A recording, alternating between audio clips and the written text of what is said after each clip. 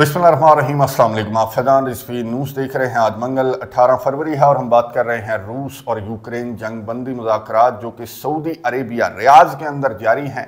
ये मनाज़िर मैं आपको दिखा रहा हूँ कि पहले रशिया और अमेरिका के ऑफिशियल्स ने सऊदी ऑफिशियल्स से अलहदा मुलाकात की, मोहम्मद बिन सलमान से भी और शहजादा फैसल बिन फरहान जो सऊदी फॉरेन मिनिस्टर हैं, इनसे भी अलहदा मुलाकात करने के बाद मुज़ाकरात का बहुत इंपॉर्टेंट दौर, ये बहुत बड़ी मुलाकात जो है इसका आगाज हुआ। यह आपको नजर आ रहा होगा कि एक साइड पर अमेरिका के secretary of state Marco Rubio, America के नेशनल सिक्योरिटी एडवाइजर और अमेरिका के नुमाइंदे खसूसी बराए मशरिक वस्ता।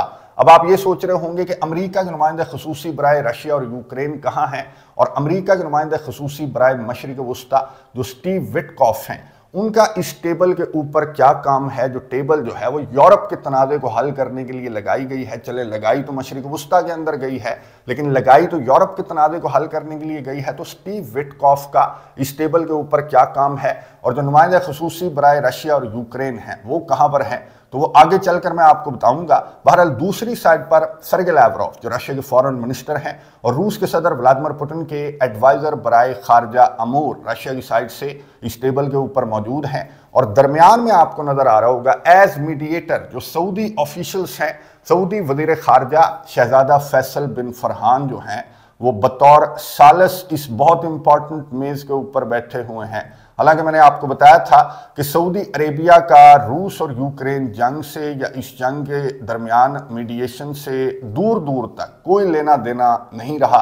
जो मुत्तहिदा अरब अमारात है वो भी आया कैदियों के तबादले की मीडिएशन में, फिर तुर्किया के सदर तय्यब एर्दोगान भी आए जो स्टार्टिंग डेज में जो रशिया और यूक्रेन जंग बातचीत के टेबल पर आई थी। तो मुज़ाकरात कहाँ पर हुए थे? तुर्किया के अंदर, अंकारा के अंदर हुए थे।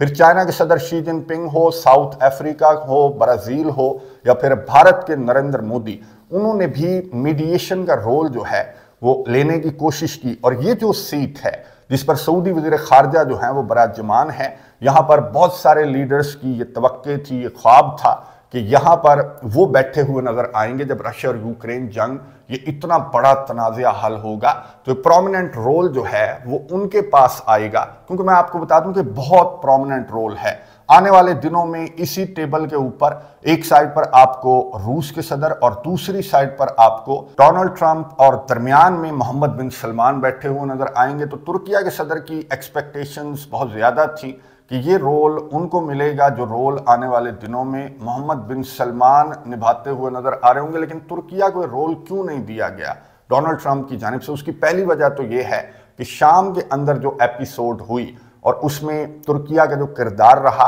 वो डोनाल्ड ट्रंप को कुछ ज़्यादा पसंद नहीं आया। और डोनाल्ड ट्रंप ने क्या कहा था कि ये अनफ्रेंडली टेक ओवर था। और इसके अलावा दूसरी रीज़न ये है कि सऊदी अरेबिया का इंतखाब किया गया डोनाल्ड ट्रंप की जानिब से। ओवर स्मार्ट प्ले करने की कोशिश कर रहे हैं डोनाल्ड ट्रंप जो हैं वो एक तीर से दो नहीं बल्कि 3-4 शिकार करना चाहते हैं कि एक तो रशिया को ईरान से दूर कर दिया जाए, फिर सऊदी अरेबिया को इसराइल के करीब कर दिया जाए। तो बहुत सारी रीजंस हैं कि तुर्किया को इग्नोर करके, अपने नेटो मेंबर कंट्री को इग्नोर करके सऊदी अरब का इंतखाब किया गया। बहरहाल यूक्रेन के सदर वोलोदिमीर ज़ेलेंस्की जो हैं वो नमक छिड़कने के लिए यूएई पहले तो गए थे, मुत्तहिदा अरब अमारात का दौरा किया था। गुज़िश्ता रोज़ मैंने आपको बताया कि यूएई भी लिस्ट में था, मीडिएटर्स की लिस्ट में था। और यूएई जो कैदियों के तबादले की मीडिएशन है वो करता भी रहा इन 3 सालों के दौरान। तो पहले मुत्तहिदा अरब अमारात गए अपनी अहलिया के हमरा, और यहाँ पर नमक छिड़कने के बाद यूक्रेन के सदर पहुँच चुके हैं तुर्किया।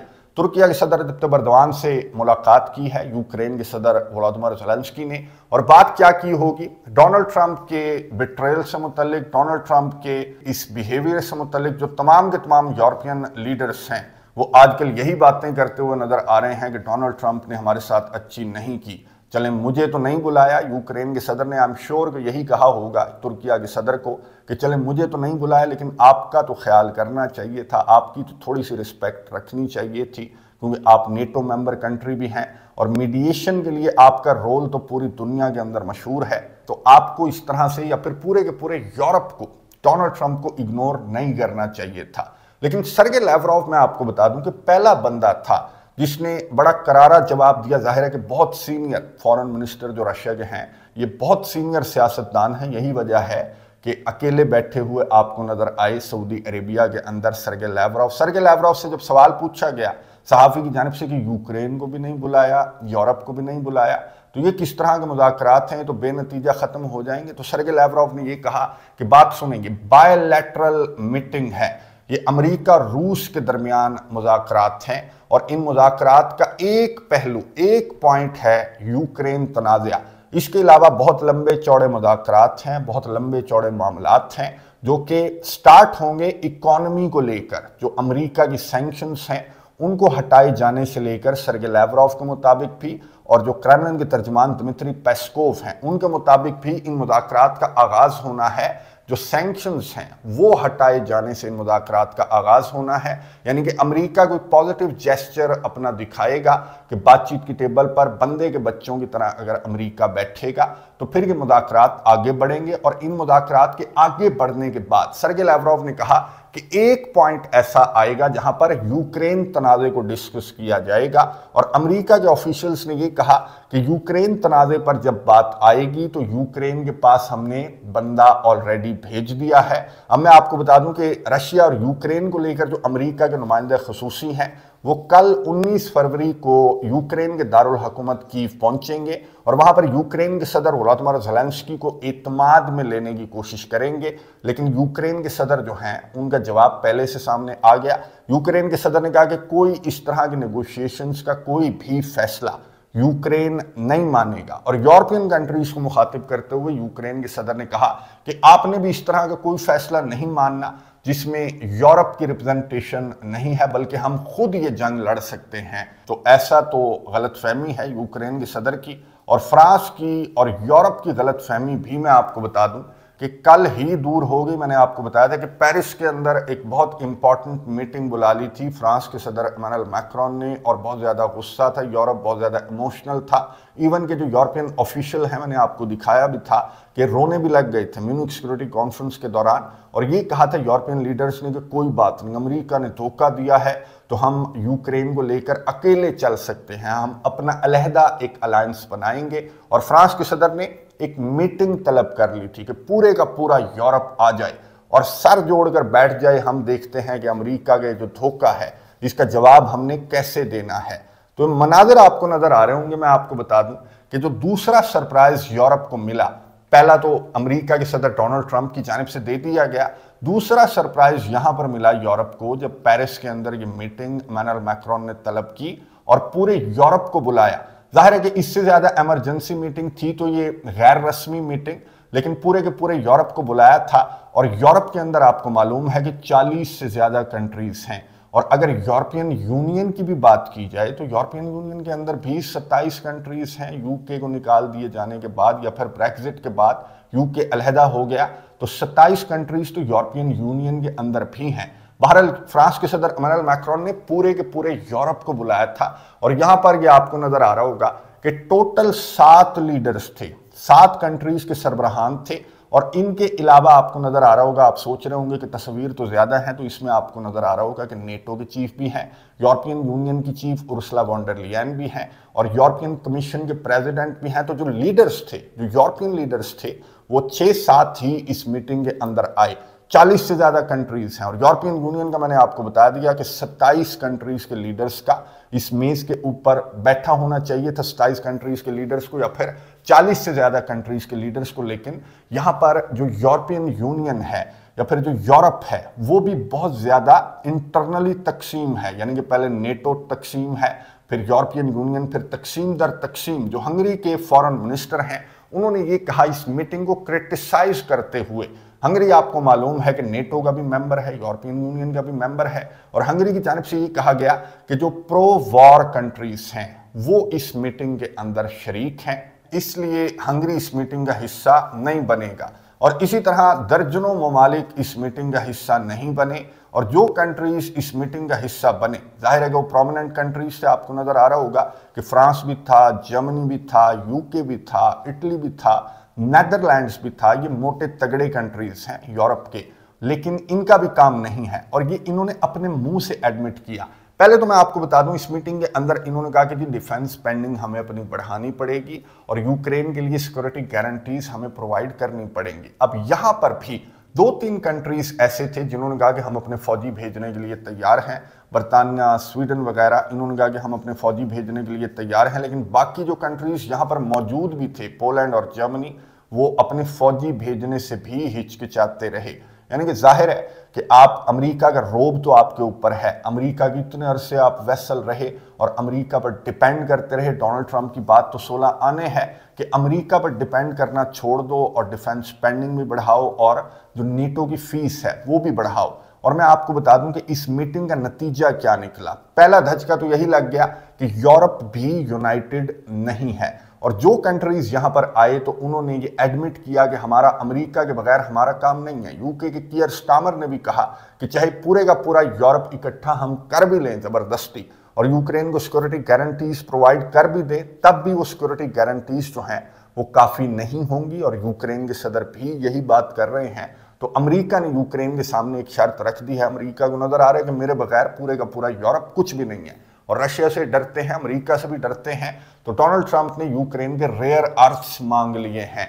अभी तक तो यूक्रेन के सदर ने जो है वो नफी में जवाब दिया और दस्तखत करने से इनकार कर दिया। लेकिन आने वाले दिनों में यूरोप की यह हालत देखकर, यूरोप को इतना ज्यादा तकसीम देखकर मैं आपको बता दूं कि यूक्रेन के सदर अपने रेयर अर्थ्स भी दे सकते हैं और यूरोप जो है वो अपनी फीस जो है वो ये फैसला कर सकता है कि चलो छोड़ो, लड़ाई लड़ाई माफ करते हैं और अमेरिका की गुलामी ही इनकी जानिब से कबूल की जाएगी। क्योंकि इन्होंने अपनी स्ट्रेंथ तो देख ली, इस पहली मीटिंग के अंदर ही इनको अपनी रियलिटी तो नजर आ गई कि हम यही डिजर्व करते हैं जिस तरह से डोनाल्ड ट्रंप की जानिब से हमें चित्तर मारे जा रहे हैं। अब इनकी जानिब से फ्रांस के सदर ने भी डोनाल्ड ट्रंप को टेलीफोन कॉल की, 20 मिनट बात की और ये कहा कि बराए मेहरबानी सिक्योरिटी गारंटीज वाला जो नुक्ता है उसको आप कहीं भूल ना जाना, क्योंकि हमने तो देख लिया कि हमारा काम नहीं है।